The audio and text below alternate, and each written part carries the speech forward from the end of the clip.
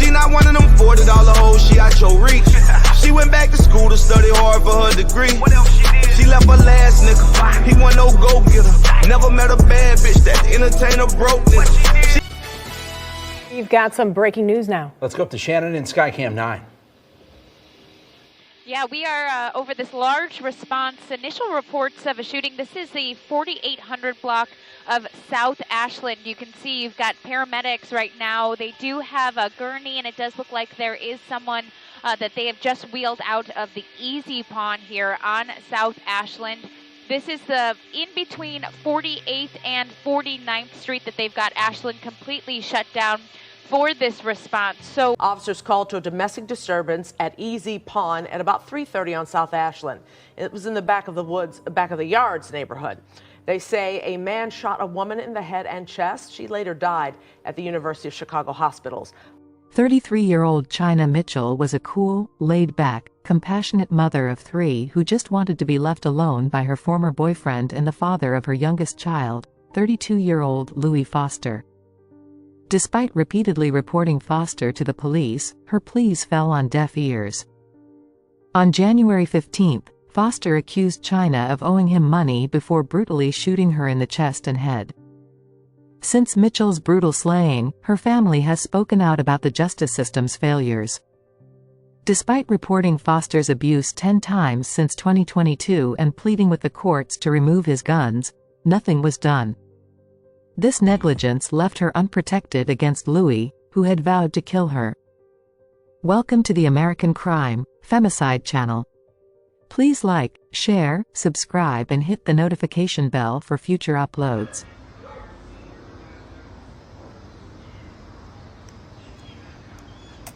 This horrific story of domestic violence takes place in Chicago, Illinois, a city known for its entertainment, food, and vibrant culture. China Mitchell, born and raised in Chicago, loved most of what the city had to offer. As a family-oriented woman and a boy mom at the time, she saw Chicago as an adventurous and fun place. A hard-working mother, China strived to provide for her children. She worked as a security guard along the Chicago Transit Authority rail line, where commuters looked forward to seeing her friendly, vibrant, and happy self. Her smile made everyone around her feel seen. When she wasn't working, China could be found buying and selling jewelry at Easy Pond, a place she frequently visited. She loved getting dressed up and going out. I know a nigga that's gonna love me for life. He loved my mind and I was fucking him right. I had to cut off his life. I met another nigga, he in the life. Gave me some racks and he ain't gave him the pussy. Say he supported the grind. In 2019, China had a reason to get dressed up. Her boyfriend Louie was coming home from jail after serving time for gun charges. While he was incarcerated, China stood by him, making plans for their future together. Louie came home to a loving woman ready to embrace him fully. It hurts. What hurts? This whole thing. What whole thing? You have no feelings. Yes, I do. You think we could be cool one day? I don't know. We could be honest.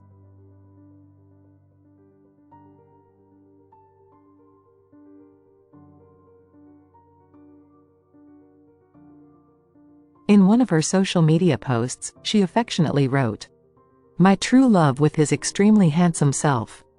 Our relationship is crazy, but we are inseparable and deeply in love. I admire him. I appreciate him. I respect him and I honor him. His love for me is genuine. He takes care of home to the T. I'm more than happy to cater to him every day. He is my happiness and I complete him. I love how he loves me. He is full of surprises, I'm so thankful for him. I love Louie." March 2016 to eternity. Mitchell frequently posted pictures of them enjoying food, drinks, and each other's company. After only a few months of being reunited, in March 2019, China found out she was pregnant. She was ecstatic to be expecting a girl, having already had 2 boys. After welcoming their daughter, China and Louie continued to shower each other with love, even getting matching king and queen tattoos. However, over time, China grew tired, frustrated, and scared of Louie, who had become increasingly argumentative and violent. They eventually broke up in 2022. For the first time in my life, I don't feel the need to be with anyone. I don't have my eyes on anyone. I'm not in the mood. But that did not stop Louie from harassing, threatening, and beating China. She called and reported him to the police 10 times. He hit her while she was holding their baby, broke down her door, threatened to kill her, and stalked her at home and work. Despite her reports, only an emergency order of protection was granted, and her request to seize Louie's guns was denied. Guns he wasn't supposed to have anyway. On January 15, Louie acted on his murderous threats. The two went to a pawnshop they both frequented, where Foster accused Mitchell of owing him money. Mitchell told employees that Foster had threatened to beat her, prompting the store manager to call 911. Trying to escape, Mitchell ran behind the counter and into the employee bathroom, where Foster followed her and locked the door. Officers knocked on the restroom door, then heard multiple gunshots. Foster ran out of the store, dropping the gun, and was detained about a block away. Mitchell suffered multiple gunshot wounds to her chest and head. She was rushed to the hospital, but her injuries were too severe, and she was declared dead. She was laid to rest at the end of January. Following her murder, her friends and family have come forward to share their pain and express how they feel the system failed her. You may have seen or even been helped by this woman. She was a CTA security guard, but when she needed to get guns out of the hands of her abuser, no one helped her. China Mitchell was gunned down in January. CBS 2 is always investigating, and our Marissa Perlman uncovered how so few guns are being taken away at one of the most critical points for victims of domestic violence. Olivia Foster's big brown eyes have seen a lot of darkness in her 4 years of life. Eyes the same as her mom's, China Mitchell. And even in that darkness, she's become a bright light to her grandparents. She always with her. She looked just like her mama. In January, China became one of the latest domestic violence victims shot and killed by her abuser. She was just 33 years old. Her funeral packed with people wearing purple ribbons for domestic violence awareness. China was a mom who loved her 3 children. Her friends called her the diva, always dressed up. Yeah, this was one of her favorites. Her mom can't seem to let go of it. Rough around and go bowling or something. China was a helpful person. Like, she helped everybody. Pauline McQueen and China were raised like sisters. I used to feel like, hold on. I'm good. When I used to feel like depressed or like sad, I used to call her. So many lives ripped apart by a gun, an ex-boyfriend, and a system that makes it hard to get guns out of the hands of abusers. When China said, Mama, I think he gonna catch me, he gonna try to kill me. And why When her relationship turned violent, China walked the same path as so many other survivors into a domestic violence courtroom to get an emergency order of protection. In October 2022, in this petition, China wrote her ex-boyfriend Louie Foster beat her and threatened her, saying, "I'm going to break your neck, bitch." She says he strangled her until she was unconscious. Olivia was in her mother's arms during some of the attack. "I was bleeding on the baby," China wrote. The judge gave her the protection order. It didn't help her. Nothing helped her. There's something else China tried to get the judge to do. In this petition, she asked for a warrant so police could take away Foster's guns. Look at these boxes she checked. Warning, Foster has a history of violence, is suicidal, and a threat to the public. Did China ever tell you she was scared of him? Yeah. She was scared in the sense like, oh, he can kill me. He might gonna kill me. So what did the judge do? Nothing involving guns. We wanted to know why and got this transcript. It is everything that was said in court that day.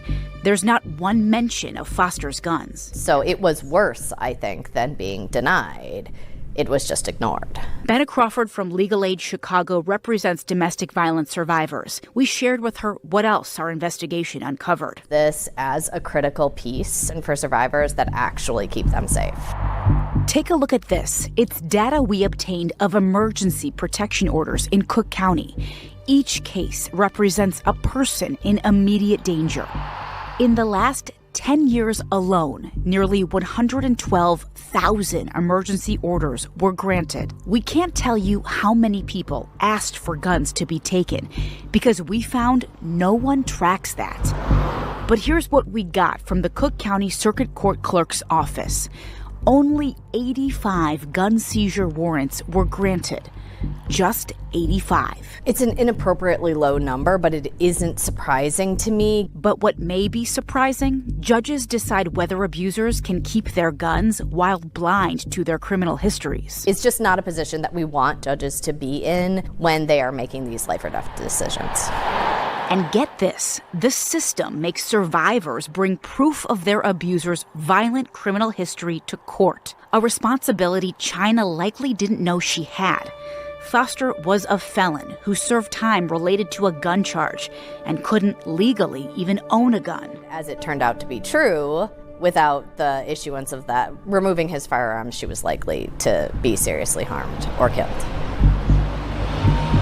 Police say it was here on January 15th where China saw Foster with a gun. She liked going to this pawn shop to buy and sell jewelry. China ran around the cabinet, around the place to the bathroom. He caught China in the bathroom and shot her in the chest. And when she fell on the floor, he shot her again in the side of the head. And you would think before he pulled that trigger, because I'm pretty sure China said, "What about Olivia?"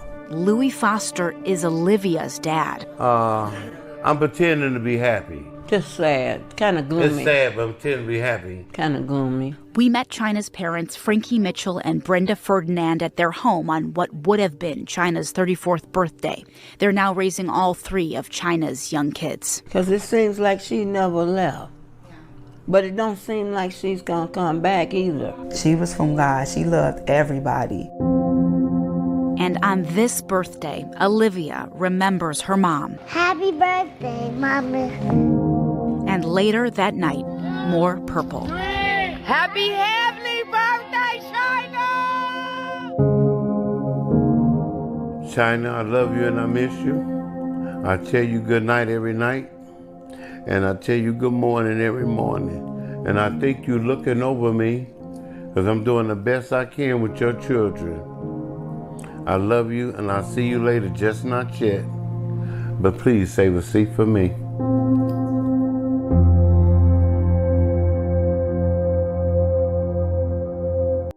This is not just a tragic story of lost love. It's a damning indictment of a system that allowed a violent man to take the life of a mother. China Mitchell's story must be told, and her death must not be in vain.